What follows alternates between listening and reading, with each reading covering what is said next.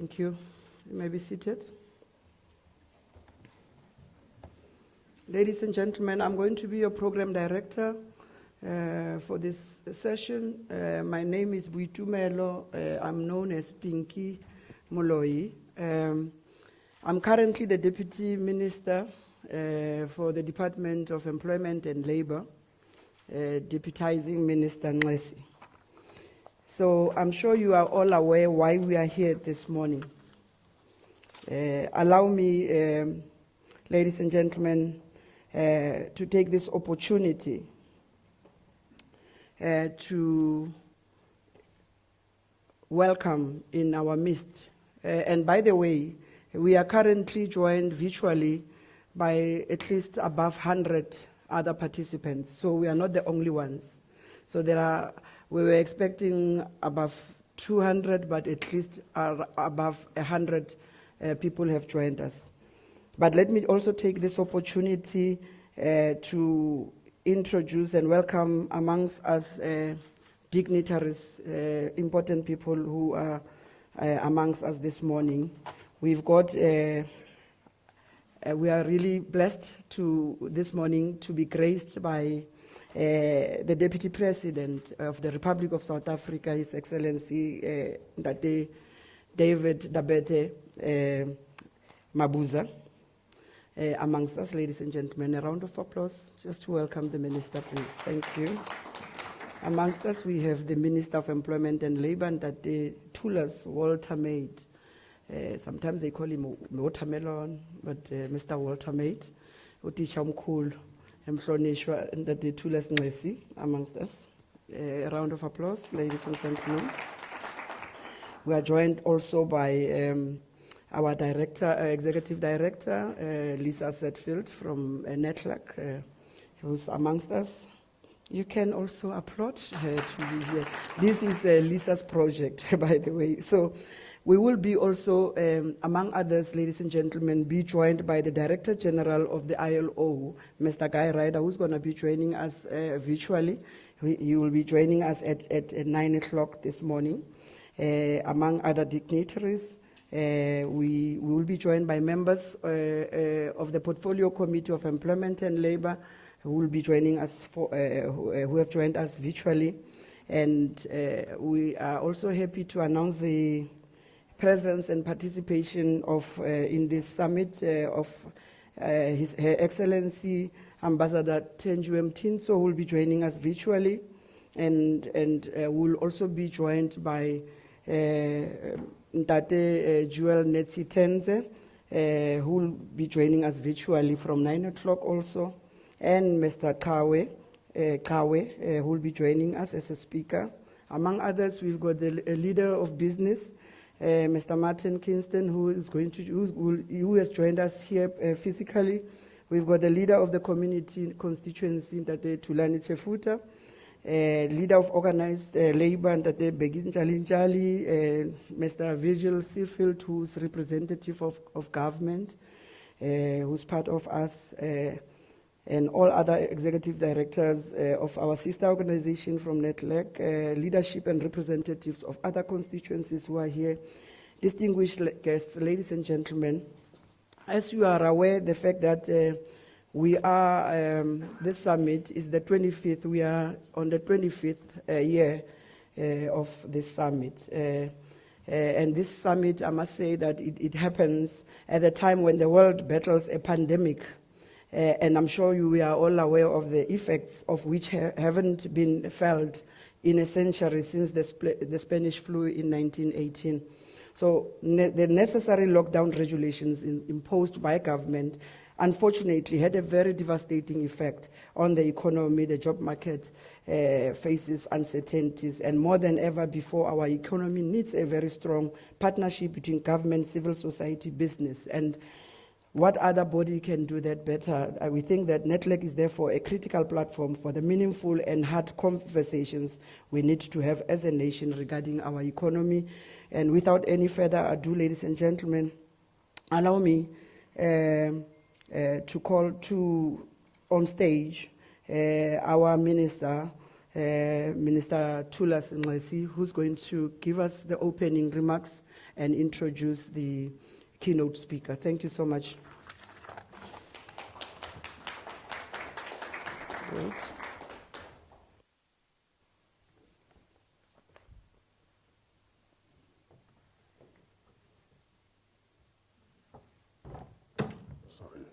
That's what happens when a minister is standing next to you. You shake. Let me have that.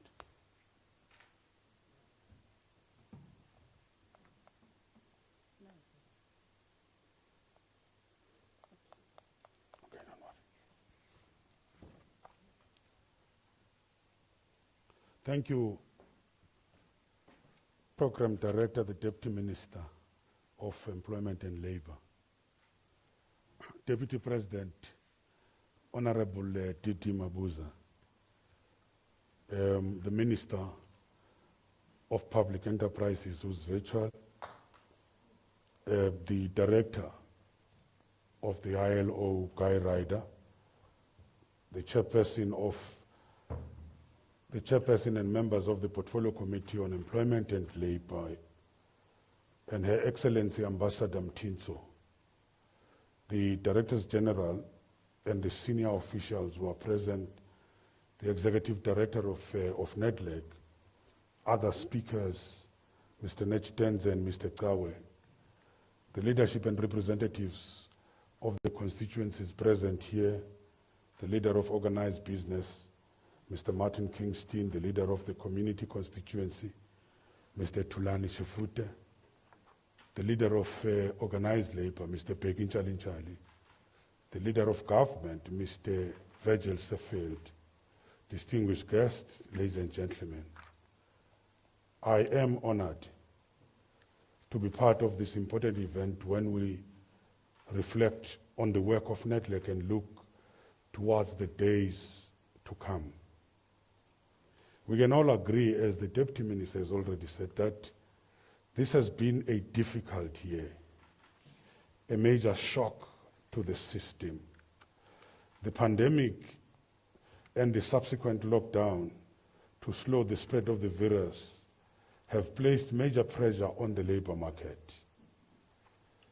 It is times like this that we truly understand the importance of building and supporting strong labor market institutions such as NEDLAC. The 2020 COVID-19 crisis has demonstrated the importance of social dialogue and social compacting beyond a shadow of doubt. NEDLAC did what it does best, bringing together all the social partners, forging a united comprehensive response to the crisis. We see this in many ways, but particularly the following: developing a system for bulk distribution of COVID-19 TERS benefits through the bargaining councils and company payrolls, of course, with problems. Working together on the health and safety regulations to govern the return to work, ensuring the protection of workers and the clients whilst building the buy-in from all concerned. So NEDLAC processes have also played a vital role as we move into the next stage, developing and implementing a national economic recovery plan. I need to flag some of the major challenges we face in the road ahead, and in particular, navigating the changes in the world of work as we mitigate the disruptive effects of the fourth industrial revolution and digitization, and developing strategies for a just transition whilst ensuring that we embrace the many opportunities that come with technological change. In relation to the goal of energy sustainability, ensuring a just transition for those workers and communities linked to the carbon-intensive technologies. NEDLAC processes, bringing together all social partners and promoting social dialogue, have been and will continue to be central to these processes in the years to come. That's very, very critical. That's how serious we should take this particular institution. Even if from time to time we have differences, but we must focus on the ball. I'm honored today to introduce the Deputy President of the Republic of South Africa, the Honorable David Dabede Mabuza. Andikwazi ukusuka Deputy President, Honorable President, kulo DD. Sisakhula, angikwazi ukusuka. So it's Honorable DD Mabuza. Born at the Polar Trust in Mpumalanga Province in 1960, he obtained the Bachelor of Arts degree in psychology from UNISA. In 1989, following an achievement of the National Teacher's Certificate from Umgwenya College of Education, President Cyril Ramaphosa first saw him as the Deputy President of the Republic on the 27th February 2018, and again on Thursday, 30th May 2019, for the 6th Democratic Administration following his appointment to this role. President Ramaphosa, with the new delegated responsibility, has tasked the Deputy President, DD Mabuza, in 2019 to 2014 term of government, tasked him in a number of responsibilities. These are the leader of the government business in Parliament, leading government efforts to fast-track the land reform and the coordination of the government program to accelerate land reform and agricultural support, to assist the President to stimulate and support the rural and township economies through implementing empowerment models, to assist the President in the implementation of the rapid response interventions on service delivery and troubleshooting in service delivery hotspots, to coordinate anti-poverty initiatives through, amongst others, the public employment programs, integrated service delivery and enterprise development. Also to lead the South African National AIDS Council, SANAC, and the country's integrated response to the challenges of HIV and AIDS. To also assist the President in efforts towards building a better Africa. To support in investment facilitation and trade promotion, and to lead the National Human Resource Development Council and foster collaboration between the governments and social partners towards addressing the shortage of skills in critical sectors of the economy, and to promote cohesion initiatives, including being the patron of the moral regeneration. These are just amongst others which the Deputy President is responsible for. The last addition is the Deputy President chairs the Cabinet Committees on Governance, State Capacity and Institutional Development, as well as Justice, Crime Prevention, Security Cabinet Committee. And previously, Deputy President has held a number of positions in government, including Premier of the Mpumalanga Province from 2009 to 2018. The member of the Executive Council, that's MEC for Agriculture and Land Administration, from 2008 to 2009 in Mpumalanga. MEC for Roads and Transport, 2007 to 2008. Member of the Mpumalanga Provincial Legislature, 2004 to 2007. The member of the Parliament of the Republic of South Africa from 2001 to 2004. And the Mpumalanga MEC for Housing, 1999 to 2001, and MEC for Education between 94 and 98.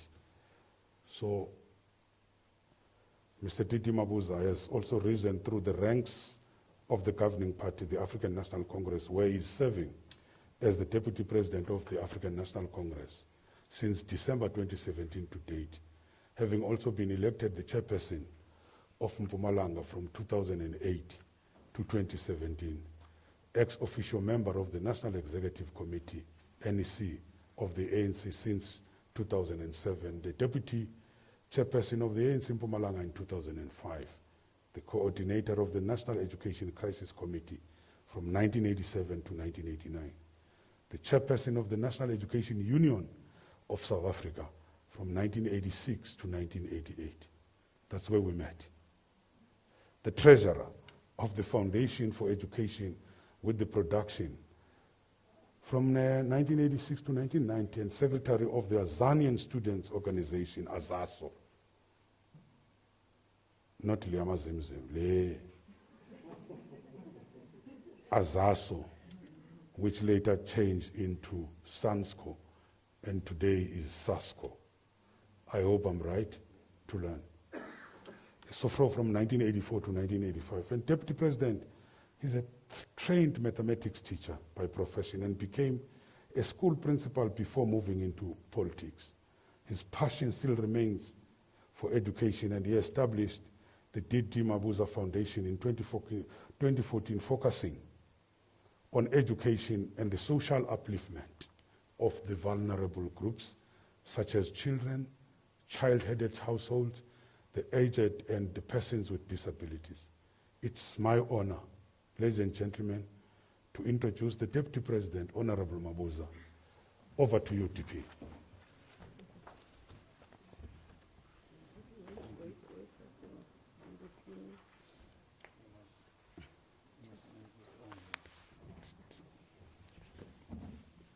Yeah, it's on.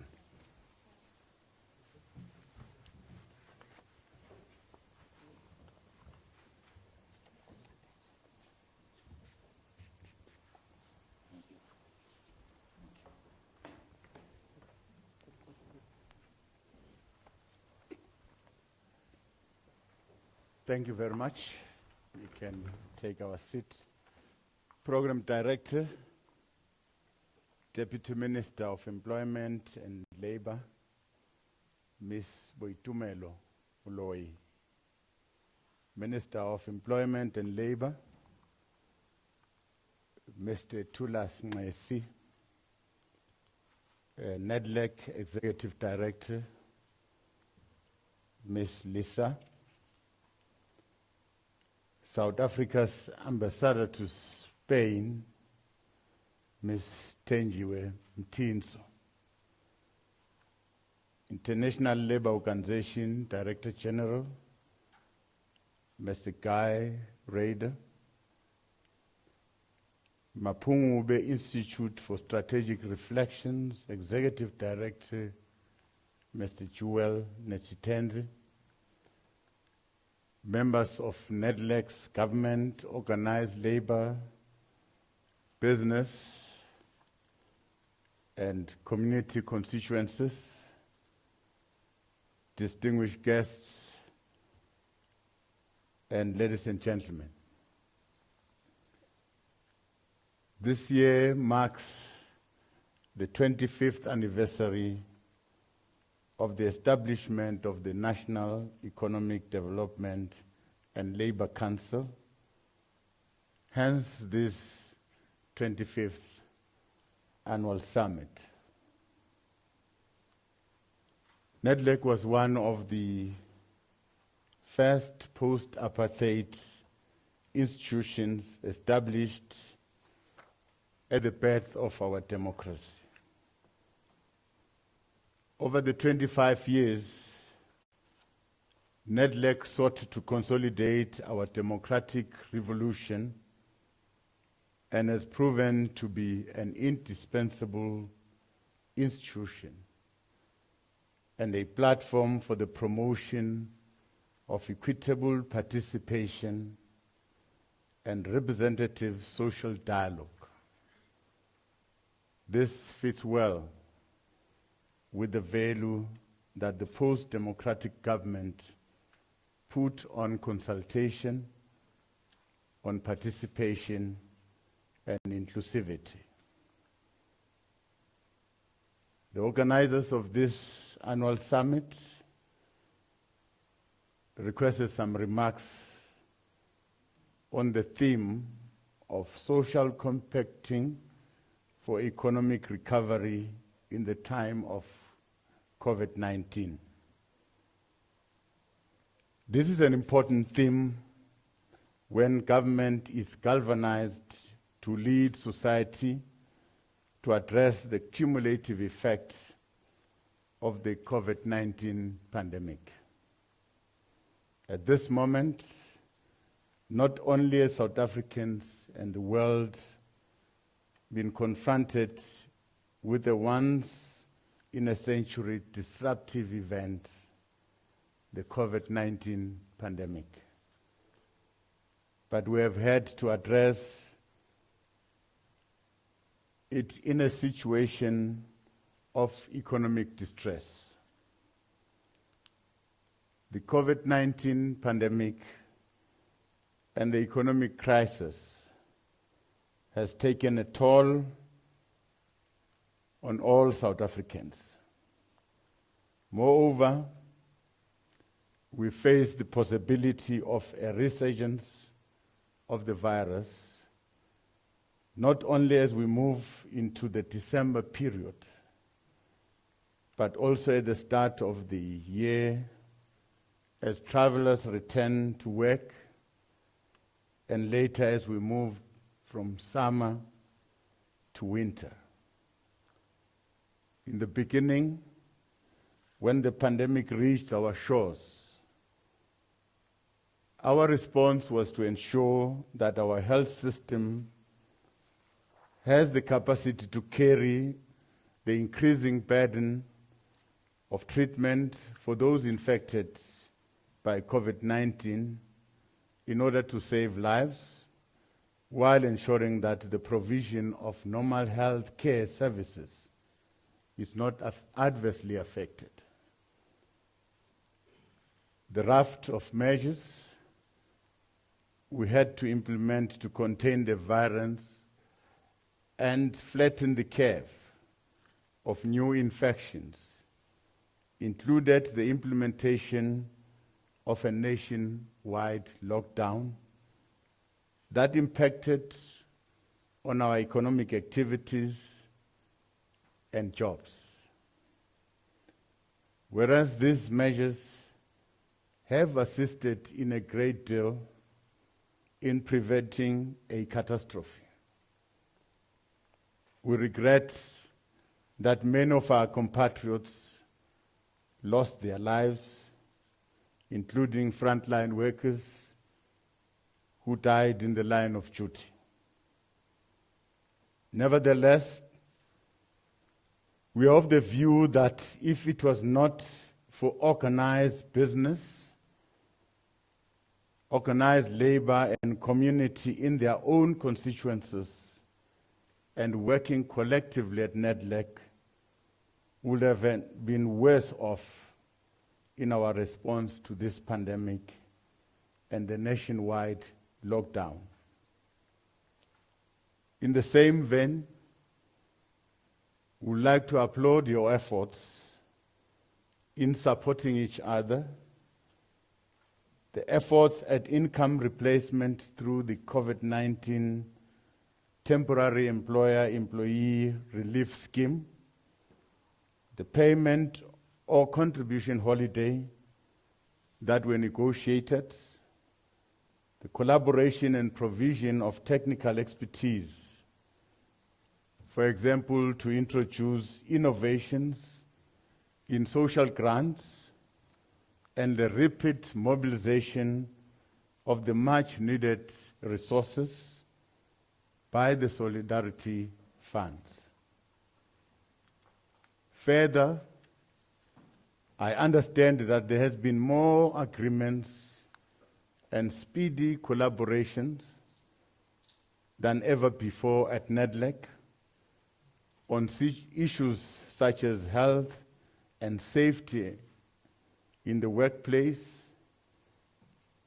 measures to make transport safer, and the promotion of locally produced personal protective equipment. More than at any other time in the recent history, the role and function of NEDLAC is an existential necessity to assist in mobilizing confidence and credibility for the economic reconstruction and recovery plan. Government also welcomes and has embraced the speedy work of the social partners in delivering a social compact to turn the economy around. The widening trust deficit between government, labor and business demands full support of the structural interventions and enablers contained in the Economic Reconstruction and Recovery Plan. We are committed to the speedy implementation, especially of the necessary structural reforms and long outstanding measures in areas such as energy security and digital migration. And we are further committed to work with social partners where implementation requires a coordinated approach, as well as to continue to discuss the difficult issues that can make our economy recover in a very sustainable and enduring way. As we have said before, the National Development Plan, like the Reconstruction and Recovery Plan, is not the responsibility of government alone. Its effective implementation requires the participation of all stakeholders to decisively deal with the socio-economic challenges of poverty and inequality. Without addressing these socio-economic challenges, then the foundation to nation building and social cohesion will not become sustainable.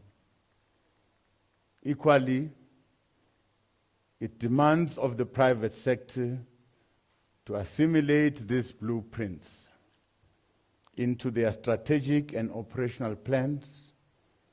Surely, it's not enough to reduce community empowerment to a ticking box exercise through corporate social responsibility. Hence, it was reassuring to hear the leader of Business Unity South Africa earlier this year acknowledge that the levels of inequality in our country, it's now an economic risk, and that purposeful partnership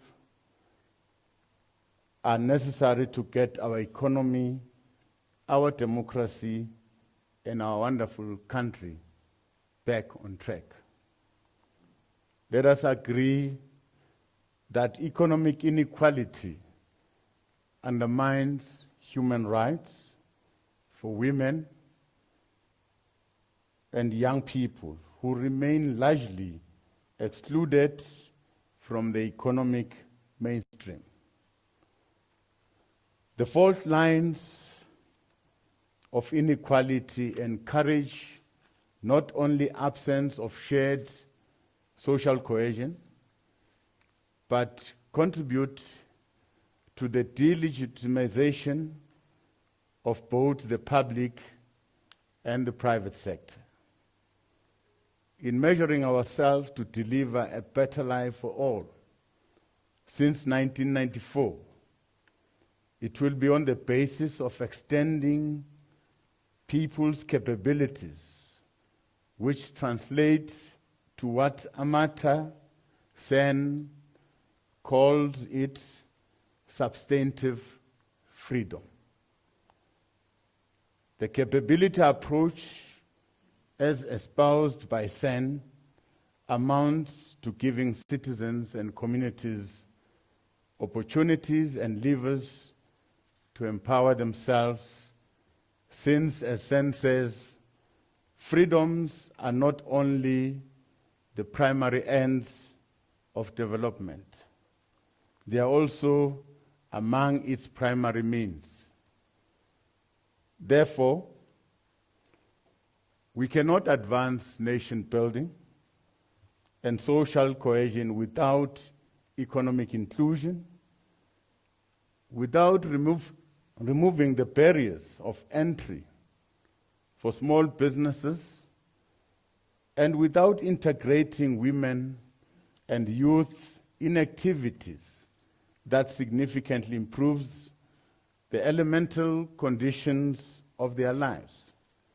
In fact, social cohesion is directly shaped by the material levels of equality.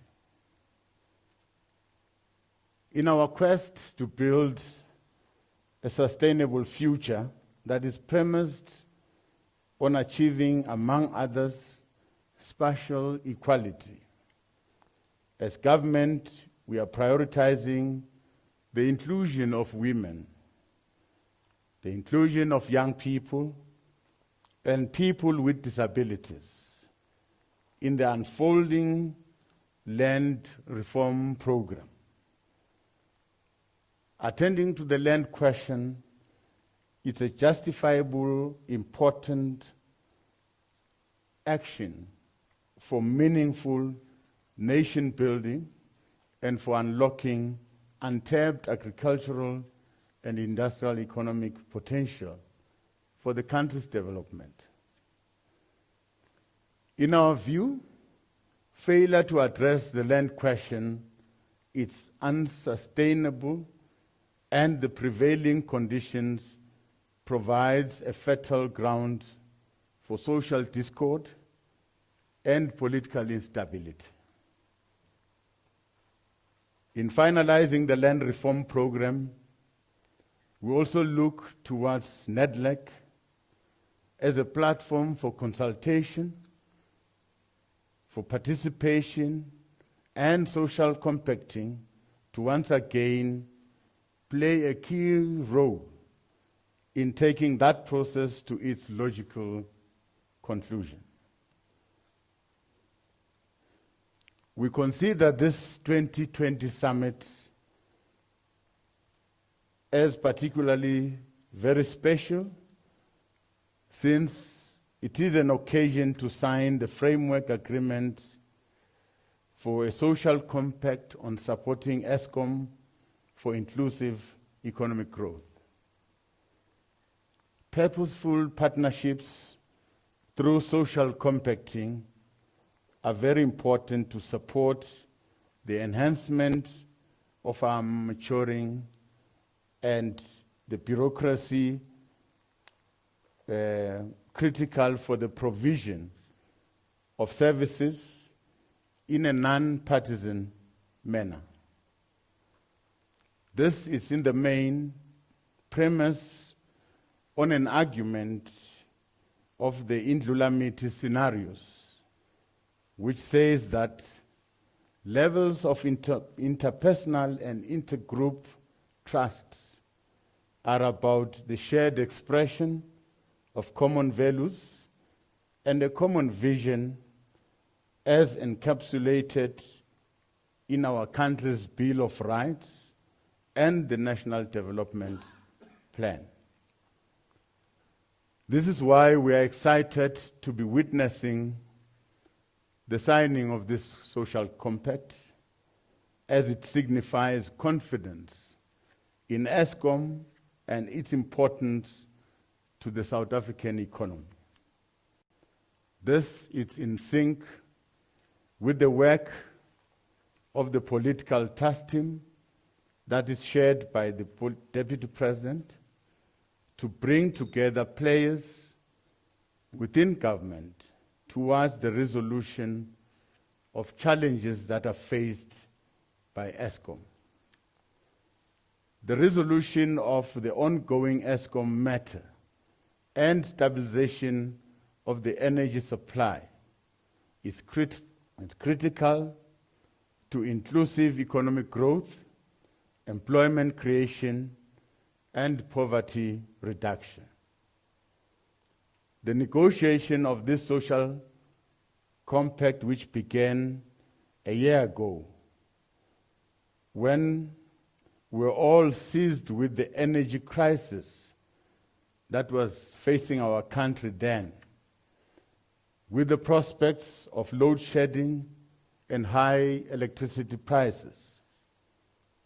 This year has seen significant stabilization of ESCOM operations under the current leadership, and with the support of the ESCOM political task team, there is a clear path towards energy security.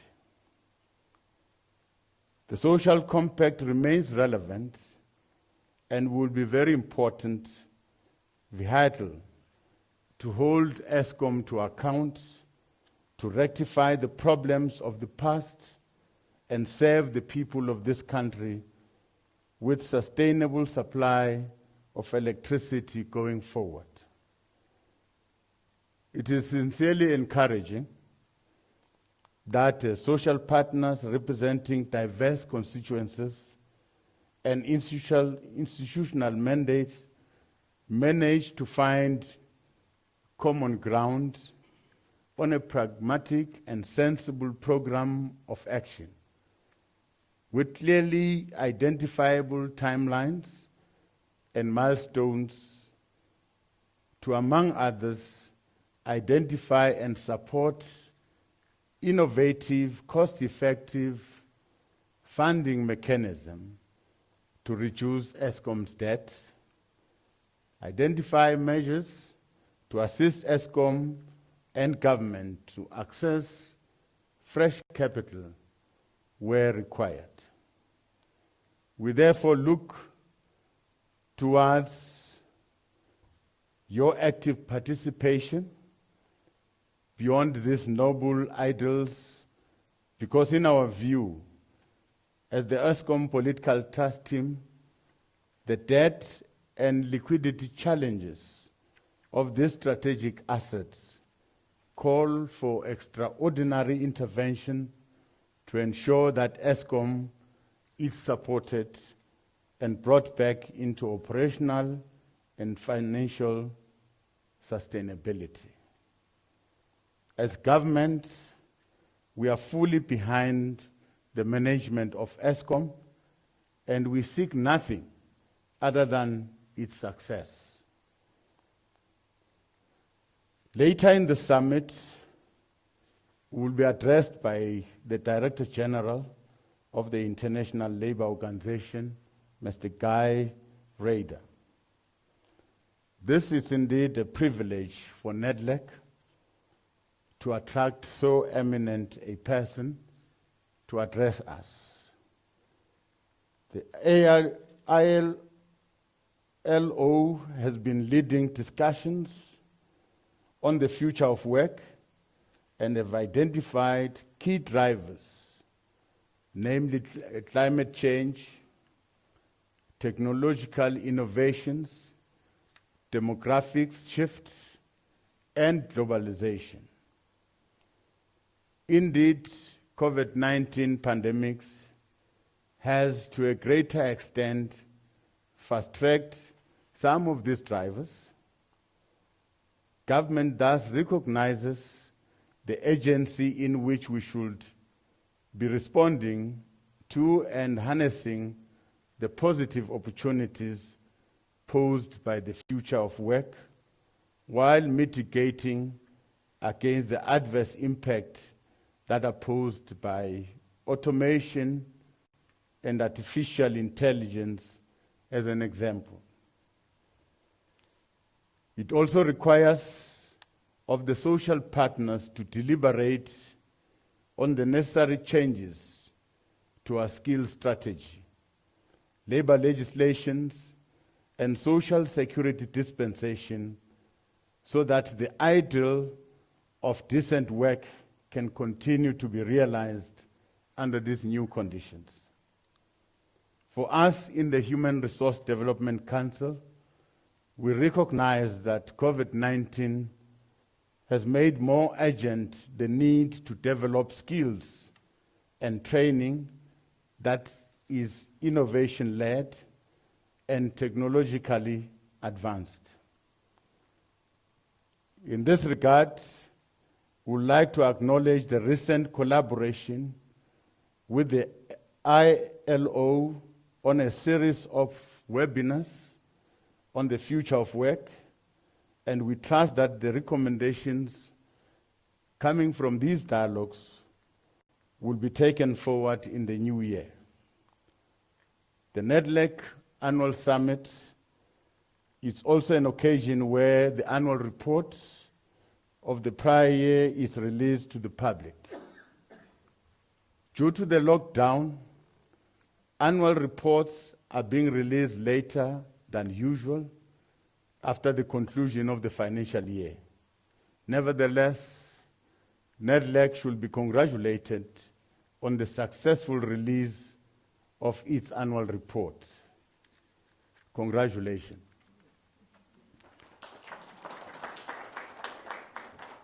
It demonstrates that the vast majority of performance indicators were achieved and an unqualified audit opinion was obtained. Perhaps after a quarter of a century, it is an appropriate time to reflect on the role of NEDLAC and perhaps to ask the question about its relevance and whether it is still fit for purpose. We understand that this question was posed a year ago at the 24th Annual Summit. Out of concern and frustration that social partners were not able to proactively and together address joblessness and poor economic growth.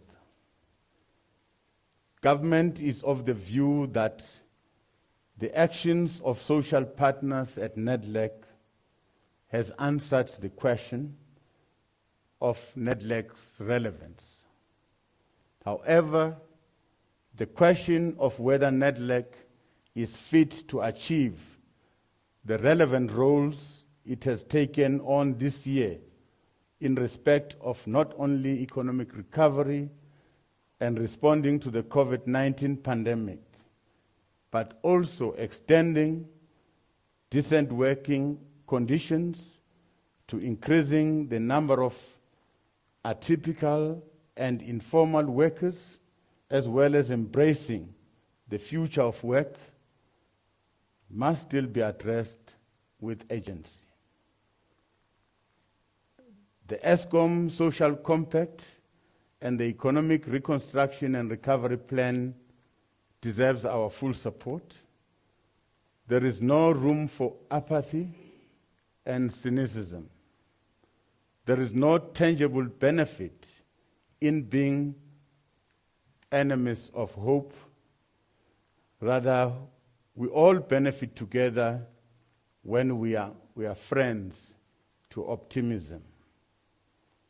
NEDLAC remains an appropriate platform that is capacitated to pursue issues for which we have got a common interest. We must spare no effort in repositioning NEDLAC to become a relevant platform for social dialogue in our country.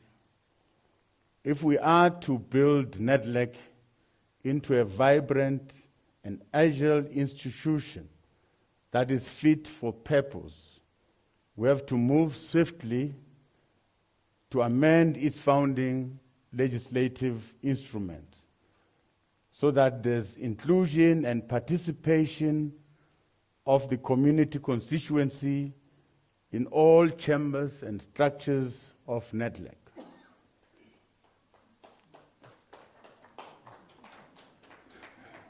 Consensus is built through negotiations and not coercion. We reach a win-win outcome if we do not become entrenched to our private interests, but prioritize the common welfare. Compromise and trade-offs are central in this instance and not the pursuit of a zero-sum game where eventually no one comes out a winner.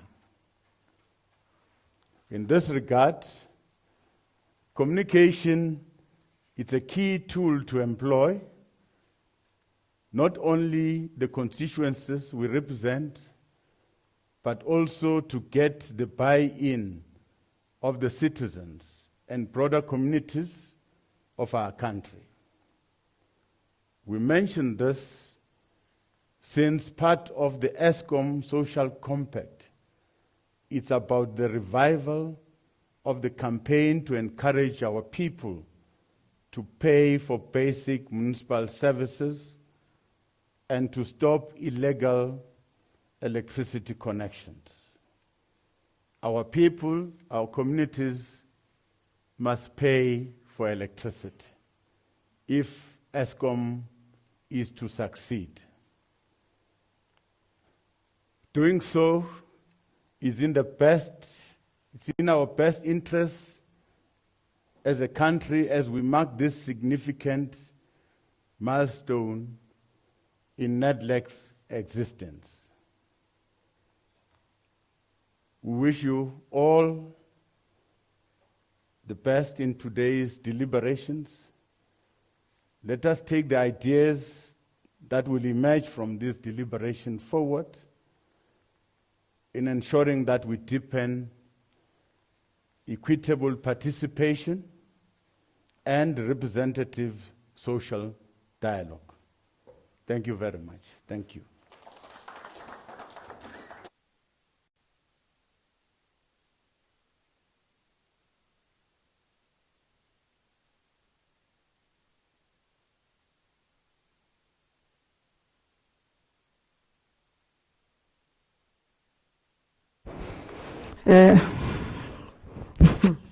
Oh, this thing is scary. Thank you so much, Deputy President. Before I release you, Deputy President, I think we do have guests who are participating, delegates who have joined us virtually, and I think we have deliberately muted the mics of our participants who have joined us virtually, deliberately so. But we urge our participants, our delegates, to participate through asking questions and providing some comments during the sessions. And where we have invited speakers, you can use or utilize the question and answer function on the Zoom screen that is available for your participation. And for all those who are participating through YouTube, you are also welcome to our summit, and you can also join the YouTube link through the NEDLAC website.